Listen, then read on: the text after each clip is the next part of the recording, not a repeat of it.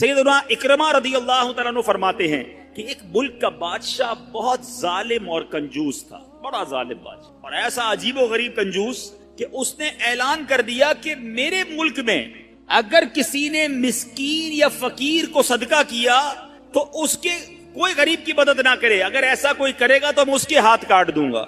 यानी खुद गरीब की मदद भी नहीं करनी और पूरे मुल्क में भी कोई गरीब की मदद ना करे। बड़ा अजीबो गरीब ऐलान था। अच्छा जनाब, अब एक खातून थी, लोग तो खौफ से डर गए थे, कोई सदका नहीं दे रहा था, कोई खैरात नहीं दे रहा था। एक दिन फकीर मजबूर होकर एक औरत के पास आया और कहा मुझे अल्लाह के राह में कुछ दो, मैं बहुत भूखा हूँ, खाने के लिए कुछ नहीं।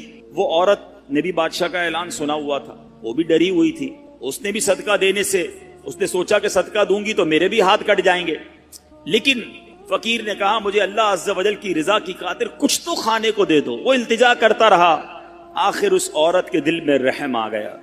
उस औरत ने उस फकीर को सदका दे दिया, खाने को दे दिया। अब 2 रोटियां दी उसे खाने को। फकीर रोटियां लेकर दुआएं देता हुआ चला गया। बादशाह को पता चल गया कि मुल्क में एक ऐसी औरत है जिसने किसी फकीर को सदका दिया। उसने अपने बंदे भेजे और इस खुदा तरस रहम दिल औरत के दोनों हाथ काट दिए गए। इसके दोनों हाथ कट गए। अब मीठे इस्लामी भाइयों, कुछ अरसे के बाद बादशाह ने अपनी वालदा से कहा कि मुझे अपनी मुमलिकत की सबसे हसीन लड़की से शादी करनी है। उसकी माँ ने जब मालूमात करवाई तो पता चला पूरे मुल्क में एक लड़की सबसे ज्यादा हसीन है, मगर उसमें एक खामी यह है कि उसके दोनों हाथ नहीं है। उसने बादशाह से कहा, बादशाह ने लड़की को देखा, उसे पसंद आई, उससे शादी कर ली और वो औरत अब मलका बन गई। जिसने 2 रोटियां सदका की, हाथ कट गए, अब वो बादशाह की ज़ौजा बन गई। बड़ी जिंदगी आराम से गुजरने लगी, मगर एक और इम्तिहान उसकी जिंदगी में बाकी था। फिर क्या हुआ कि क्योंकि और भी उसकी बीवियां थी बादशाह की, नई नवेली दुल्हन के साथ बादशाह बहुत वक्त गुजारता, बड़ी नवाजिशात करता। दूसरी जो बीवियां थी वो हसद करती थी। एक मर्तबा बादशाह तवील अरसे के लिए मुल्क से बाहर गया तो बादशाह की बीवियों को अच्छा मौका मिला। उन्होंने बादशाह को खत में लिखा कि तुम्हारे पीछे तुम्हारी जो बीवी है, नई दुल्हन जो है, वो बुरे काम करती है, उसका किरदार अच्छा नहीं। बादशाह ने बगैर किसी तहकीक के हुक्म दे दिया कि मेरी बीवी को उठाया जाए और जंगल में फेंक दिया जाए, महल से निकाल कर जंगल में फेंक दो। अब वो औरत जंगल में पहुंच गई, बयाबान जंगल था, उसका एक बेटा भी हो गया था बादशाह से। अब इतनी देर में मेरे पीछे इस्लामी भाइयों, वो औरत उस जंगल में नहर में पानी पीने के लिए झुकी तो उसके हाथ से वो बच्चा भी पानी में गिर गया। जोर जोर से रोने लगी, बच्चा भी पानी में है, दोनों हाथ भी नहीं हैं। पुकारे तो किसे पुकारे। अचानक 2 खूबसूरत नौजवान आए। उन्होंने कहा आप क्यों रो रही हैं? कहा मेरा बच्चा पानी में चला गया है। उसने फौरन, उस नौजवान ने आगे जाकर उस बच्चे को पानी से निकाला। कहा और आपको कुछ चाहिए तो बताइए, कोई और आपकी ख्वाहिश हो तो बताइए, कुछ और आप दुआ करना चाहें। तो उस औरत ने कहा कि मेरे हाथ मुझे वापस मिल जाएं। उन नौजवानों ने दुआ की, अल्लाह ताला ने दोनों हाथ भी उसे वापस कर दिए। अब उन नौजवानों ने उस औरत को कहा कि आप जानती हैं हम कौन हैं, हम दोनों कौन हैं? औरत ने कहा मैं तो नहीं जानती, अलबत्ता ये मालूम है आपकी बरकत से मेरा बच्चा भी मिल गया, मेरे हाथ भी वापस आ गए। वो 2 नौजवान कहते हैं हम तेरी वही 2 रोटियां हैं जो तूने गरीब साइल को दी थी। सदका, अल्लाह की राह में खर्च करना कब कहां काम आता है। इस औरत को 2 रोटियों के बदले 20 रोटियां नहीं मिली। हजरत राबिया बसरिया को 20 रोटियां मिली थी। हो सकता है कोई कैलकुलेशन करने वाला कहे यार मैं 1000 रुपए दूंगा 1 लाख रुपए मिल जाएंगे, नहीं मिले, मगर इसको हाथ वापस मिल गए, बच्चा वापस मिल गया। क्या मालूम मुझ पर और आप पर कोई बला आने वाली हो, कोई मुसीबत आने वाली हो, कोई बीमारी आने वाली हो, अगर अल्लाह की राह में सदका दें, किसी गरीब की मदद करें और इसके दिल से दुआ निकले और अल्लाह करीम हमसे वो मुसीबत को टाल दे। तो ऐ मेरे मीठे इस्लामी भाइयों, हजरत मंसूर बिन अम्मार रहमतुल्लाहि तआला अलैह एक रोज वाज फरमा रहे थे तो किसी हकदार ने 4 दिरहम का सवाल किया। कोई गरीब था, मिस्कीन था, उसने 4 दिरहम का सवाल किया।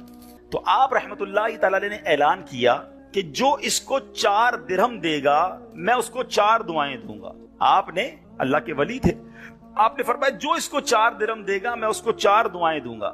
उस वक्त एक गुलाम गुजर रहा था, खुद भी गरीब था, मगर अल्लाह के वली की एक ऐसी शानदार आवाज सुनी कि 4 दुआएं मिलेंगी। तो उसने क्या किया, अपने पास उसके 4 दिरहम थे वो उसने गरीब को दे दिए, उस साइल को दे दिए। تو حضرت نے کہا کہ اب بتاؤ کون سی 4 دعائیں کروانی ہیں؟ کہ حضرت پہلی دعا تو کر دیں کہ میں غلامی سے آزاد کر دیا جاؤں، غلام ہوں، غلامی سے میری آزادی ہو جائے۔ نمبر 2، مجھے ان درہم کا بدلہ بھی مل جائے، 4 درہم دے تو دیے، مجھے اس کا بدلہ بھی مل جائے۔ تیسری دعا حضور یہ کر دیں مجھے اور میرے آقا کو توبہ نصیب ہو جائے۔ چوتھی دعا یہ کر دیں کہ میرے آقا کی، آپ کی اور تمام حاضرین کی بخشش ہو جائے۔ 4 بڑی پیاری دعائیں کروا لی اس نے جناب۔ اب آقا کے پاس جب وہ غلام پہنچا تو آقا کہتا اتنی دیر کیوں ہو گئی، کدھر رہ گئے تھے بھائی، کئی کام سے بھیجا تھا، اتنا لیٹ؟ کہتا حضور ایسا ماجرا ہوا، راستے میں حضرت منصور اللہ کے ولی وہ کہہ رہے تھے جو 4 درہم دے دے میں 4 دعائیں کروں گا، میں نے تو 4 درہم دی اور 4 دعائیں کروا کے آیا ہوں۔ کہا اچھا بتاؤ دعائیں کون سی تھی، پہلی دعا بتاؤ۔ کہا حضور میں نے پہلی دعا تو کی کہ اللہ مجھے غلامی سے آزاد کر دے۔ آقا کہتا جا تو غلامی سے آزاد ہے۔ پہلی دعا فوراً قبول ہو گئی نا، پہلے آقا کو دعا سنائی، آقا کہتا جا تو غلامی سے آزاد۔ کہا بتا دوسری دعا کون سی کروا کے آیا؟ کہا حضور دوسری دعا میں نے یہ کی کہ جو 4 درہم میں نے دیے ہیں مجھے اس کا بدلہ مل جائے۔ غریب آدمی تھا ظاہر ہے، تو آقا نے کہا کہ میں نے تجھے 4 درہم کے بدلے 4000 درہم دیے۔ ارے بھائی واہ بھائی، تیسری دعا بتا کون سی کروا کے آیا؟ کہا حضور تیسری دعا میں نے کی کہ مجھے اور میرے آقا کو گناہوں سے توبہ کی توفیق نصیب ہو۔ یہ سنتے ہی آقا واقعی آقا تھا، اس کی زبان پر استغفار جاری ہو گیا، کہنے لگا یا اللہ میں اپنے پچھلے سارے گناہوں سے توبہ کرتا ہوں۔ کہا بتا چوتھی دعا کیا کروائی تھی؟ کہا حضور چوتھی دعا یہ تھی کہ آپ کی یعنی میرے آقا کی، میری اور تمام حاضرین اجتماع کی مغفرت ہو جائے۔ یہ سن کر آقا نے کہا 3 باتیں تو میرے اختیار میں تھی، وہ میں نے کر لی، چوتھی میرے ہاتھ میں نہیں ہے، مغفرت کرنا تو اللہ کا کام ہے نا۔ اسی رات آقا نے خواب میں کسی کہنے والے کو سنا کہ جو تمہارے اختیار میں تھا وہ تم نے کر دیا، اور میں ارحم الراحمین ہوں، میں نے تمہیں، تمہارے غلام کو، منصور بن عمار کو اور تمام حاضرین کو بخش دیا ہے۔ کیا بات ہے، کیا بات ہے، سبحان اللہ ہے۔ یہ میرے میٹھے اسلامی بھائیوں، یہ واقعہ جو ہے یہ کتنی زبردست موٹیویشن ہے کہ ہمیں نہیں پتا ہوتا، کسی غریب کی مدد کر کے، کسی محتاج کی مدد کر کے، کسی پریشان حال بندے کی مدد کر کے ہم کبھی کبھی ایسی دعا لے لیتے ہیں کہ ہمیں اندازہ بھی نہیں ہوتا، اور وہ ایسی دعا دے دیتا ہے کہ بگڑی بن جاتی ہے، مشکلیں ٹل جاتی ہیں۔ یہ دعائیں لینے والے بنیے، اللہ کی راہ میں خرچ کریں گے۔ آج واقعی میں صحیح بتا رہا ہوں، تو یہ بعض اوقات ایک کیفیت ہوتی ہے انسان کی کہ جب انسان کسی کی مدد کرتا ہے یا کوئی ایسا کام کرتا ہے جس سے کسی کے دل سے دعا نکلتی ہے، اور یہ تو اللہ کے ولی تھے نا، انہوں نے ہاتھ اٹھا کر یہ 4 دعائیں کی، تو سیکھنے کو یہ ملا کہ بعض اوقات اللہ کی راہ میں خرچ کر کے ہم وہ حاصل کر سکتے ہیں جو برسوں میں حاصل نہیں کر سکتے، وہ نعمتیں، وہ برکتیں حاصل ہو جاتی ہیں، وہ پریشانیاں دور ہو جاتی ہیں، کیونکہ روایتوں کا مضمون ہے کہ صدقہ بیماریوں کو ٹالتا ہے، صدقہ برائی کے 70 دروازے کو بند کرتا ہے، صدقہ بلا کو نیچے نہیں اترنے دیتا۔ ایک بڑی بات یاد رکھیے گا، ہمیں نہیں پتا ہوتا، ہم صبح اٹھتے ہیں مثال کے طور پہ اور کوئی بلا آنے والی ہوتی ہے، حدیثوں کا مضمون ہے جب انسان صدقہ دیتا ہے نا تو بلا اوپر سے اترتی ہے، صدقہ جا کے اسے روک لیتا ہے، انٹرسپٹ کرتا ہے، اور یہ لڑائی جاری رہتی ہے، صدقہ بندے پر بلا اترنے نہیں دیتا۔ اب بعض اوقات کیا ہوتا ہے، کئی لوگ ہوں گے جو بیانات بھی سنتے ہیں، کتابوں میں بھی پڑھتے ہیں کہ اللہ کی راہ میں 1 خرچ کرو 10 ملتا ہے۔ اب وہ ہو سکتا ہے مسجد میں ڈبے میں 100 روپے ڈالیں اور شام دکان پہ انتظار کر رہے ہوں کہ ابھی تک 1000 روپے بنے نہیں ہیں۔ مولانا صاحب نے تو کہا تھا 1 کا 10 ہو جائے گا، کسی فقیر کو 10 روپے دیے انتظار کر رہے ہیں، 100 روپے کہاں ہیں بھائی، ملٹیپلائی بائی 10 ہو کے ملنا چاہیے تھا۔ تو ہم صرف مالی فائدہ سوچ رہے ہیں۔ میں آپ سے پوچھنا چاہتا ہوں، آپ نے اللہ کی راہ میں خرچ کیا 1000 روپے، 10,000 روپے یا 1,00,000 روپے، اور اب آپ منتظر ہیں کہ ملٹیپلائی ہو جائے، لیکن کیا معلوم آپ کے گھر میں آگ لگنے والی تھی، کیا معلوم آپ کا روڈ پر ایکسیڈنٹ ہونے والا تھا، کیا معلوم آپ کا بچہ جو باہر کھیل رہا تھا اس پر کوئی خطرناک بلا آنے والی تھی، مگر آپ نے جو صدقہ دیا اس سے وہ بلا ٹال دی گئی۔ مجھے بتاؤ وہ 1000 کا 10,000 ہونا اچھا تھا یا ہم پر اتنی بڑی بلا کا ٹلنا اچھا تھا؟ تو ہمیشہ اللہ کی راہ میں صدقہ دیجئے، آپ یقین کریں آپ خوشحال ہو جائیں گے، آپ کی مشکلیں آسان ہوں گی۔ مگر دوبارہ وہی بات کروں گا کہ نیت اچھی ہو، صدقہ دیتے وقت، خرچ کرتے وقت، کسی کی مدد کرتے وقت احسان نہ جتانا۔ یاد نہیں تجھے تیرے بچے کی شادی میں نے کرائی تھی؟ بھول تو نہیں کیا قرضہ میں نے دیا تھا؟ ہاں تو ریڈی لگاتا تھا، میں نے تجھے جناب دکان کا کرایہ دیا تھا۔ یہ احسان جتا کر تو صدقہ ضائع ہو جائے گا۔ یا ایھا الذین آمنوا لا تبطلوا صدقاتکم بالمن والاذی، اے ایمان والو اپنے صدقے ضائع نہ کرو، احسان جتا کر، تکلیف پہنچا کر. تو کچھ لوگ صدقہ دیتے بھی ہیں، مدد کرتے بھی ہیں، پھر ساری زندگی جتا رہے ہوتے ہیں. تو یہ بربادی ہے، یہ نہ کریں. بس اللہ کے لیے، اللہ کی رضا کے لیے آپ خرچ کریں اور پھر دیکھیں اس کی برکتیں کیسے ملتی ہیں. قرآن میں اللہ تبارک و تعالی اپنی راہ میں خرچ کرنے والوں کو کیسا مژدہ سناتا ہے، کیسی خوشخبری ہے، کیسا فرمان ہے. اللہ فرماتا ان المصدقین والمصدقات واقرضوا اللہ قرضا حسنا یضاعف لهم ولهم اجر کریم. بے شک صدقہ دینے والے مرد اور صدقہ دینے والی عورتیں اور وہ جنہوں نے اللہ کو اچھا قرض دیا ان کے دونے ہیں اور ان کے لیے عزت کا ثواب ہے. اب کمال یہ ہے، یہ ایک جگہ نہیں، قرآن میں کئی جگہ اللہ تبارک و تعالیٰ نے قرض کا لفظ استعمال کیا ہے. کوئی اللہ کو جو اچھا قرض دے؟ مجھے ایک بات بتائیے، میں آپ میں سے کسی کو کوئی 10,000 روپے رکھوائے اور تھوڑے دنوں بعد کہے کہ ذرا وہ 10,000 میں سے 5,000 روپے دے دو، تو اس 5,000 دینے والے نے کوئی کمال کیا؟ اس کا تو کوئی کمال نہیں نا. پیسے میرے تھے اور میں نے کہا کہ میرے 10,000 میں سے 5,000 مجھے دے دو. کیا کمال کیا؟ میرے پیسے تھے، واپس دے دیے. مگر اللہ کی شان دیکھو، اللہ کی کرم نوازی دیکھو، شان کریمی دیکھو. ہم سب کو دانا دانا اس نے دیا ہے. ہم تو پیدا ہوئے تھے، کپڑے بھی جسم پر نہیں تھے، ہیں؟ کھانے کو اس نے دیا، پہننے کو اس نے دیا، گھر اس نے دیا، مال اس نے دیا، سب اس نے دیا. مگر جب اس کی راہ میں خرچ کرنے کی باری آتی ہے تو کہتا ہے، فرماتا ہے قرآن میں، ہے کوئی جو اللہ کو اچھا قرض دے؟ اللہ کا مال ہے، ہم نے کیا کمال کرنا تھا؟ ہم خرچ کرتے، وہ کچھ بھی نہ دیتا اس کے بدلے، پھر بھی اسی کا مال تھا.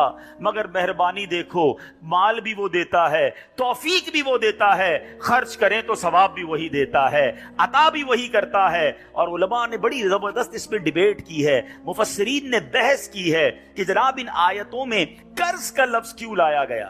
اللہ اکبر. فرمایا جب آپ اور میں، دنیا میں بندہ کسی کو قرضہ دیتا ہے نا تو امید ہوتی ہے یہ قرضہ واپس ملے گا. اگر امید نہ ہو تو پھر یہ قرض نہیں ہے، پھر تو تحفہ ہو جائے گا نا. آپ کسی کو تحفہ دے دیں تو آپ کو پتہ ہے یہ واپس نہیں آئے گا. لیکن قرضہ دیتے وقت آپ طے کرتے ہیں کتنے دنوں میں دو گے، کب دو گے، کیسے لوٹاؤ گے. تھوڑی بندہ معلومات بھی کرتا ہے، یار قرضہ دے رہا ہوں، واپس ملے گا نہیں ملے گا. تو قرض کے جب بھی لفظ لون آئے گا، قرض آئے گا، اس کا مطلب یہ کہ یہ واپس ملنا ہے. تو اللہ نے قرآن میں گویا وعدہ فرما لیا ہے کہ تم جو میری راہ میں خرچ کرتے ہو، یہ اللہ کو قرض دینا ہے، یہ تمہیں واپس ملے گا، یہ لوٹایا جائے گا اور زیادہ دیا جائے گا. تو ہمیں اللہ کی راہ میں خرچ کرتے وقت یہ ذہن رکھنا چاہیے. سبحان اللہ. اب بانٹنے سے کیا گھٹتا ہے؟ بڑی خوبصورت حدیث پاک ہے، ذرا سمجھیے گا. ایک بار حضرت عائشہ صدیقہ رضی اللہ تعالی عنہا سے مروی ہے کہ اہل بیت نے، نبی پاک کے گھر والوں نے ایک بکری ذبح کی اور پیارے آقا علیہ الصلوۃ والسلام تشریف لائے. بکری ذبح کی اور انہوں نے کچھ تقسیم بھی کر دی. حدیث کا مضمون ہے، نبی پاک آئے اور ارشاد فرمایا کہ اے عائشہ کیا بچا ہے؟ بکری کو کاٹا تھا، تقسیم کی، کیا بچا ہے؟ عرض کی گئی کہ حضور کاندھے کے سوا کچھ نہیں بچا ہے. کاندھے کا گوشت بچا لیا گیا ہوگا، باقی بانٹ دیا. نبی پاک نے ایک جملے میں ساری بات سمجھا دی، اگر آپ سمجھ جائیں. آقا نے فرمایا عائشہ کاندھے کے سوا سب بچ گیا ہے. بات آ رہی ہے سمجھ میں؟ کہا کیا گیا؟ حضور کاندھا بچ گیا ہے، کاندھے کے سوا کچھ نہیں بچا. اور نبی پاک نے فرمایا کاندھے کے سوا سب بچ گیا ہے، یعنی جو بٹ گیا ہے وہ بچ گیا ہے. یہ ذہن بنا لو کہ آج میں نے اور آپ نے جو اللہ کی راہ میں خرچ کیا وہی بچا ہے، ورنہ باقی تو کھا کے ختم کر دیں گے نا. اگر ہم مر جائیں گے تو یہ پیسے تو بچوں کے وراثت میں چلے جائیں گے. میرے لیے کیا بچا ہے؟ میرے لیے وہی بچا ہے جو میں نے آگے بھیج دیا ہے، جو بانٹ دیا ہے، جو خرچ کر دیا ہے. عقل اگر آ جائے ہمیں، اللہ کرے کہ ہمیں اس بات کی سمجھ آ جائے کہ آج اگر خوشحالی ہے، آج اگر مال جیب میں ہے، بینکوں میں پڑا ہے، گھر خالی پڑے ہیں، یہ خالی پڑے رہ جائیں گے اور میں دنیا سے چلا جاؤں گا. اگر میں چاہتا ہوں یہ آخرت کے اکاؤنٹ میں جمع ہو جائیں، میں یہ پیسہ لے کر جنت میں جاؤں اور اس پیسوں کے بدلے جنت کی نعمتیں کما لوں، تو مجھے یہاں یہ اللہ کی راہ میں خرچ کرنا پڑے گا. اور یہ بات میں نہیں کہہ رہا، آپ اور میں یہاں رہنے والے بھی، یہاں بھی کمیٹی ڈالی جاتی ہوگی، BC ہوتی ہوگی کہ تھوڑے تھوڑے پیسے جس میں جمع ہوتے ہیں اور وقت پر مل جاتے ہیں. انسان کمیٹی ڈالتا ہے کہ یار کبھی برے وقتوں میں کام آئے گی، بچی کی شادی میں کام آئے گی. ایسا ہوتا ہوگا نا آپ کے یہاں بھی. اب میں آپ کو حدیث قدسی سناتا ہوں. حدیث قدسی ہے جس کا مضمون ہے، اے ابن آدم اپنا مال میرے پاس جمع کرا دے. اللہ فرماتا ہے اے ابن آدم اپنا مال میرے پاس جمع کرا دے، نہ جلے گا، نہ ڈوبے گا، نہ کم ہوگا. میں تجھے اس دن لوٹاؤں گا جس دن تجھے ایک ایک نیکی کی ضرورت ہوگی. Security deposit. ये बाज़ औक़ात जो मस्जिद में हमारे आगे से डब्बा जाता है ना, या कभी कोई इस्लामी भाई झोली लेके बैठे होते हैं, ये जब जेब से आप पैसे निकाल के डालते हो ना, उस वक्त जहन बनाओ कि ये जा नहीं रहा, ये जमा हो रहा है मेरे आखिरत के अकाउंट में, और डाल दूं यार, अभी आजकल पैसे अच्छे हैं, थोड़े और डाल दूं, जमा हो जाए, उधर मिलेगा। तो जब भी आपके दिन अच्छे हो, यकीन करें, जब आपके हाथ खुला हो, आपको लगता है यार अल्लाह ने बड़ा नवाजा हुआ है, तो फौरन आखिरत के लिए सोचें। जैसे ही ज्यादा पैसे आते बंदा सोचता है ना यार आजकल अच्छे पैसे हो गए, कोई अच्छी जगह पर घर ले लेते हैं, चलो बच्चों को लेके कहीं सैर कराने जाते हैं। आप अपने पैसे को दुनिया में इंजॉयमेंट के लिए जब यूज कर रहे हैं, तो इसी पैसे को आखिरत की इंजॉयमेंट के लिए, आखिरत की लग्जरीज के लिए, आखिरत की नेमतों के लिए इस्तेमाल करने का जहन बनाएं और देते चले जाएं। मैं यहां एक मशवरा भी देना चाहूंगा, बिलखुसूस मेरे बुजुर्गों को, अल्लाह ने जिनको नवाजा है, बल्कि मैं कहता हूं थोड़े पैसे भी है ना, ये मेरा मशवरा याद रख लो। और ये अमीर अहले सुन्नत ने एक बार मदरी मुज़ाकरे में भी फरमाया था। हमने अल्हम्दुलिल्लाह, तहदीस नेमत के लिए अर्ज करता हूं, अल्हम्दुलिल्लाह मेरी वालिदा मरहुमा ने, मेरे वालिद साहब ने, मैंने खुद भी, हमारे घर वालों ने, हमने इस तरीके पर अमल किया और इसकी बरकतें पाई हैं। तो अच्छी नीयत से मैं आपको बताता हूं कि हम देखें दुनिया में हैं, ठीक है, हमने बहुत सारे ऐसे जनाजे पढ़े हैं,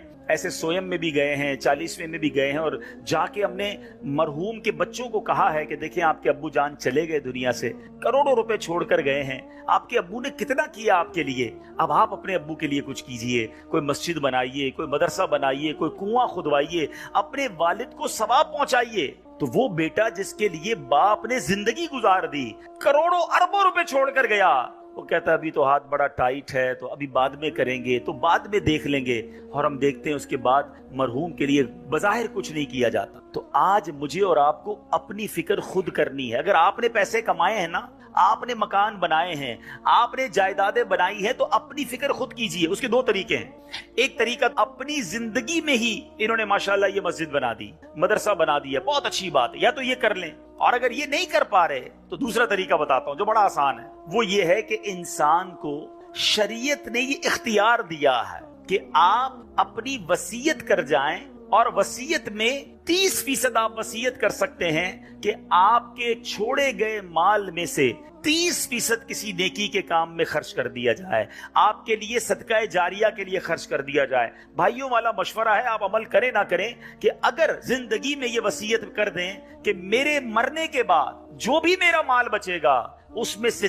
30% जो है वो दावत इस्लामी को ये कहकर दिया जाए कि मेरे लिए सदका जारिया के लिए मस्जिद, मदरसा, जामिया, कोई ऐसा काम कर दो कि कयामत तक मुझे सवाब मिलता रहे। मुझे बताओ, मरने के बाद आपका माल 70% तो बच्चों के लिए बचेगा ना, 30% तो अपने साथ ले जाओ, अपनी जन्नत बना लो। वरना होता यह है कि सारी जिंदगी वालिद ने मेहनत की, मेहनत करते करते बूढ़ा हो गया, लाखों करोड़ों रुपए की जायदादें छोड़कर गया, और मरने के बाद खानदान में कोई इसाले सवाब, कोई खर्च करने के लिए तैयार नहीं है। तो दो चीजें याद रखें, एक तो जिंदगी ही में अपने लिए सवाब जारिया वाले काम कर लें। अल्लाह की रहमत से दावत इस्लामी सारी दुनिया में मस्जिदें बना रही है, माशाअल्लाह ऐसे कई काम हो रहे हैं जो कयामत तक चलने वाले हैं। आप अपनी जिंदगी में अपने लिए वो काम कर लीजिए, और अगर ऐसा ना भी कर सकें और कर भी लिया हो तो वसीयत करने में तो कोई हरज नहीं है कि मरने के बाद तो मेरा माल मेरे पास रहना ही नहीं है, तो क्यों ना वो मेरे साथ जन्नत में मुझे काम आ जाए। और आज भी सदका कैसी कैसी परेशानियों और बीमारियों को दूर करता है। अल्लाह अकबर। एक और ईमान अफरोज वाकया सुनाता हूं कि एक बार हजरत ईसा अला नबीना वालेकुम सलाम के जमाने में एक धोबी था जो लोगों के कपड़े आपस में तब्दील कर देता था, है यानी लोगों के कपड़े मिला देता। लोग बड़े परेशान थे उससे। तो लोगों ने हजरत ईसा अलैहिस्सलाम को इसके मुतालिक बताया, तो आपने अल्लाह अज़्ज़ा वजल की बारगाह में दुआ की कि ए अल्लाह इसको हलाक फरमा दे। अल्लाह के नबी ने एक ऐसे शख्स के लिए दुआ की कि या अल्लाह इसको हलाक कर दे, तेरे बंदे इससे बड़े परेशान हैं। एक रोज वो धोबी बिल्कुल उसी मामूल में निकला, उसके पास 3 रोटियां थी। एक साइल आया, एक फकीर आया, और उसने कहा कि अल्लाह के लिए मुझे रोटी दे दे। तो आपने, उस धोबी ने एक रोटी उस साइल को दे दी। साइल ने दुआ दी कि अल्लाह ताला तुझसे आफाते समाविया का शर दूर कर दे, आसमानी बलाओं को दूर कर दे। धोबी बड़ा मुतासिर हुआ, बड़ी प्यारी दुआ दी, एक और रोटी भी दे दी।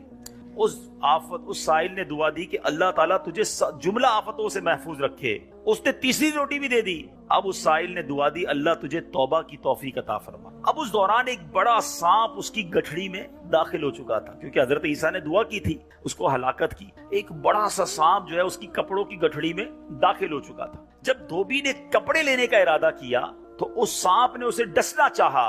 ایک فرشتے نے اسی وقت سانپ کو لوہے کی لگام ڈال دی اور دھوبی سلامتی کے ساتھ واپس آ گیا. لوگوں نے حضرت عیسیٰ علیہ السلام سے کہا کہ یا روح اللہ آپ نے دعا کی تھی, یہ بندہ تو ایسے ہی ہٹا کٹا گھوم رہا ہے, بالکل ٹھیک, کچھ مسئلہ ہی نہیں ہوا اس کے ساتھ, سلامت. تو آپ نے اس دھوبی کو بلایا, بتا تو نے کون سی ایسی بھلائی کی ہے, میں نے تیری ہلاکت کی دعا کی اور تو بالکل سلامت گھوم رہا ہے. وہ کہتا حضور میں نے 3 روٹیاں صدقہ کی ہیں, اتنے گناہ اتنی خطائیں, سارا شہر پریشان, مگر جب صدقہ کیا 3 روٹی کا, آپ نے اس سانپ سے پوچھا کہ تو نے قتل کیوں نہیں کیا, تیری تو ڈیوٹی تھی نا. تو سانپ کہتا ہے اے اللہ کے نبی, اللہ نے آپ کی دعا تو قبول فرما لی, مجھے ہلاک کرنے کے لیے بھیج بھی دیا, مگر جب اس دھوبی نے ایک سائل کو صدقہ دیا تو ایک فرشتے نے مجھے لوہے کی لگام ڈال کر روک لیا. اب وہ دھوبی بھی سارا واقعہ سن رہا تھا کہ اتنے گناہ ہیں, سامنے ایک چھوٹا سا صدقہ کیا, میری ہلاکت رک گئی. اس دھوبی نے بھی توبہ کر لی, اپنے گناہوں سے تائب ہو گیا. کیا سیکھنے کو ملا؟ صدقہ بلاؤں کو ٹالتا ہے, صدقہ مصیبتوں کو ٹالتا ہے, صدقہ عمر میں برکت لاتا ہے. ایک بار حضرت داؤد علیہ نبینا علیہ السلام کے پاس ایک شخص تھا اور وہ حضرت ملک الموت آئے اور اس کو بڑا گھور کے دیکھنے لگے. تو تھوڑی دیر کے بعد ملک الموت تو چلے گئے. تو آپ نے اس شخص نے کہا کہ حضور یہ کون تھا جو مجھے گھور رہا تھا؟ آپ نے کہا ملک الموت تھے. ملک الموت سے پوچھا کہ تم کیوں گھور رہے تھے؟ کہا کہ یہ بندے کی اب 3 دن زندگی رہ گئی ہے, اب 3 دن کے بعد یہ دنیا سے چلا جائے گا. تھوڑے دن ہوئے تو وہ بندہ گھوم رہا ہے, پھر رہا ہے آپ کے سامنے.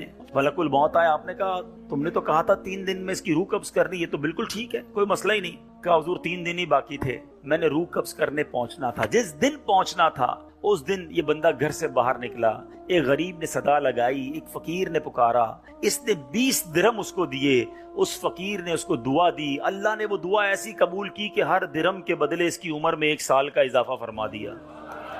20 سال عمر بڑھ گئی ہے اس کی. اب ذرا سوچئے میٹھے اسلامی بھائیوں, ایسے کئی واقعات ہیں, کئی باتیں بتا دی جاتی ہیں, کئی باتیں پتہ نہیں ہوتی. ہو سکتا ہے ہماری بھی آخری وقت آنے والا ہو, اللہ نے کسی کی دعا سے بڑھا دیا ہو, ہمارا بھی کوئی برا وقت آنے والا ہو, کوئی اللہ نے نیکی کروا دی, ہم بچ گئے ہوں. تو کرتے رہا کرو نیکی, جچاؤ نہ, دکھاؤ نہ, بتاؤ نہ, کرتے رہا کرو. اللہ کریم ہے, وہ نیکوکاروں کا اجر ضائع نہیں کرتا, وہ ضرور عطا فرماتا ہے. اور کیسے عطا فرماتا ہے؟ ایسے ایسے واقعات ہیں کہ سنے تو ایمان تازہ ہو جاتا ہے. مثال کے طور پہ حضرت سیدنا حبیب عجمی رحمت اللہ تعالی علیہ کے دروازے پر ایک سائل نے دستک دی.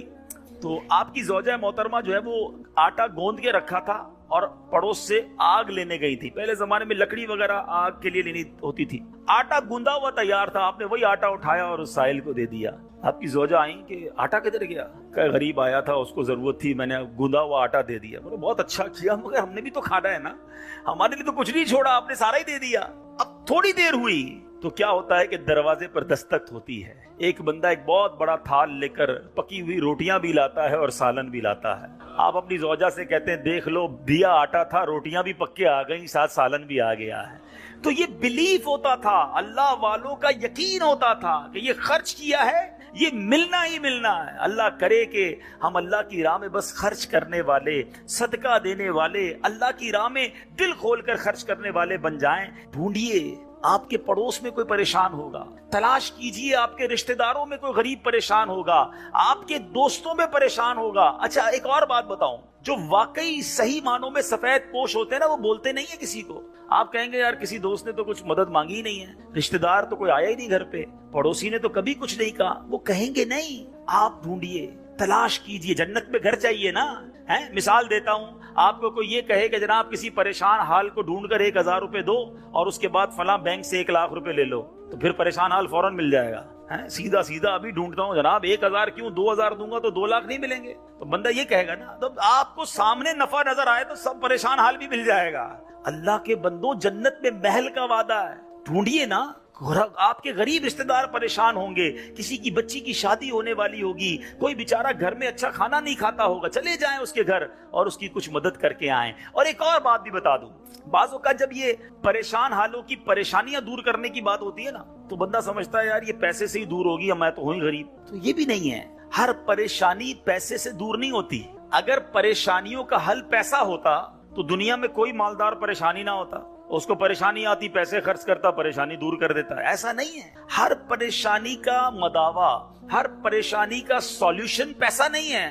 آپ کو یہ نہیں کہا گیا کہ جو مالی مدد کرے گا اسے جنت میں محل دیا جائے گا۔ جو کسی مسلمان کی پریشانی دور کرے، بعض اوقات حوصلہ دینے سے پریشانی دور ہو جاتی ہے، ہمت دلانے سے پریشانی دور ہو جاتی ہے۔ یار گھبرانا نہیں، میں تمہارے ساتھ ہوں، ٹینشن مت لینا، میں بیٹھا ہوں۔ بیمار ہے، اس کے گھر چلے گئے، تھوڑی دیر اس کے ساتھ بیٹھے، اسے ڈاکٹر کے پاس لے گئے، کسی کا بیچارے کا کوئی معاملہ ہے تو ساتھ جا کر وہ معاملہ حل کروا دیا۔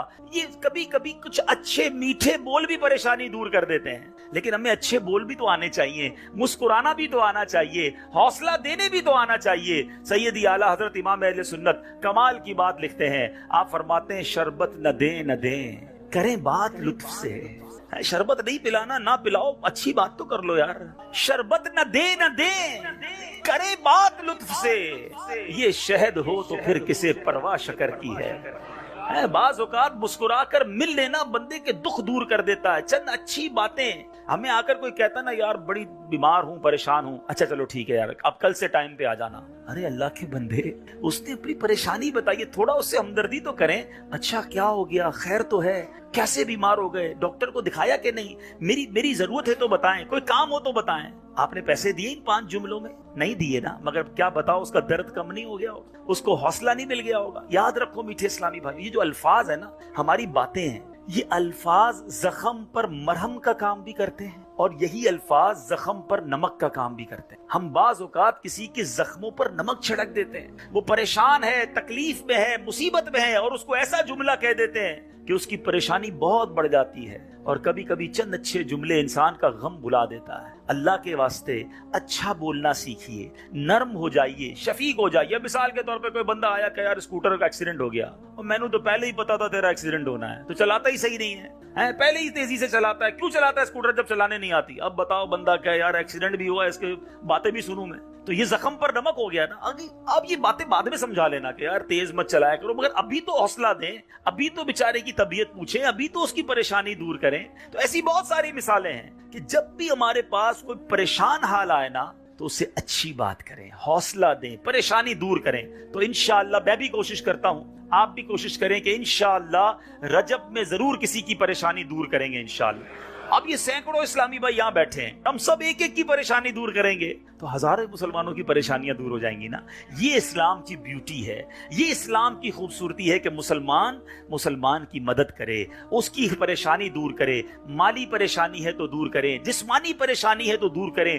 بعض اوقات فقط مورل پریشان ہوتا ہے، اکیلا ہوتا ہے، تنہا ہوتا ہے، مایوس ہو گیا ہوتا ہے، آپ اٹھا دیں اسے، ہمت دے دیں، وہ اگلا کھڑا ہو جاتا ہے۔ تو ہمیں یہ کام کرتے رہنا چاہیے۔ تو بہرحال آج کے اس مختصر سے بیان میں جو میں نے چند باتیں قرآن و حدیث کی روشنی میں، بزرگان دین کے واقعات کی روشنی میں آپ کو بتائیں کہ اللہ کی راہ میں خرچ کیجئے، دل کھول کر خرچ کیجئے۔